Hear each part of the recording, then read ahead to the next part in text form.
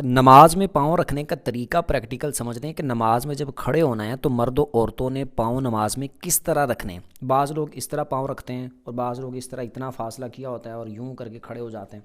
اور بعض لوگ یوں کر کے پاؤں کے منہ اس طرف ہوتے ہیں اور فاصلہ بھی اتنا اتنا ہوتا ہے، اور بعض لوگ اس طرح کرتے ہیں کہ وہ تھوڑا قریب ہوتے ہیں لیکن فاصلہ اس طرح ہوتا ہے، اور بعض لوگ اس طرح کر کے کھڑے ہو جاتے ہیں یوں کر کے،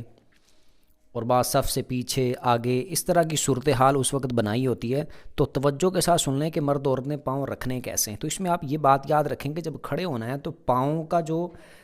سامنے والا حصہ ہے، یعنی انگلیاں جو ہیں، جو انگوٹھے کے اور انگلیوں کے سرے جو ہیں، ان کا رخ سیدھا ہونا چاہیے۔ یہ دیکھیں، سیدھا رخ ان کا ہونا چاہیے، یعنی قبلے رخ ہونے چاہیے۔ جس طرف منہ کر کے کھڑے ہیں بالکل سیدھے ہوں، نہ تو اس طرف کو ایسے ہوں اور نہ ہی بالکل اس طرف کو ایسے ہوں، نہ بالکل ایسے اتنے ملے ہوئے ہوں ساتھ، بلکہ یوں کر کے نارمل سا فاصلہ بھی میں بتاتا ہوں، فاصلے کی ڈیٹیل بھی آپ سمجھ لیجئے گا۔ نارمل سا فاصلہ ہو اور پاؤں بالکل سیدھے ہوں سامنے کی طرف۔ اور فاصلہ کتنا ہونا چاہیے؟ فاصلہ آپ کا جو ہونا چاہیے پاؤں کے درمیان وہ 4 انگل یا 5 انگل کا فاصلہ ہونا چاہیے۔ یعنی 4 انگل یا 5 انگل کو آپ یوں سمجھیں کہ مثال کے طور پر اگر ہاتھ رکھا جائے درمیان میں،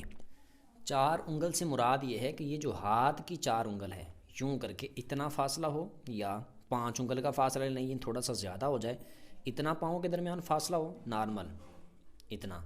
یا پھر تھوڑا سا اگر زیادہ کر دیں تو 5 انگل کا ہو جائے، یا پھر اس سے تھوڑا بھی زیادہ ہو تو 1 بالشت کا فاصلہ بن جائے، یعنی یہ جو 1 بالشت ہے، لیکن پاؤں اسی طرح ایک سیدھ میں بالکل ہونے چاہیے۔ اور یہ 1 بالشت کا فاصلہ یا اس سے بھی کم زیادہ اگر فاصلہ ہوگا تو یہ اس صورت میں ہوگا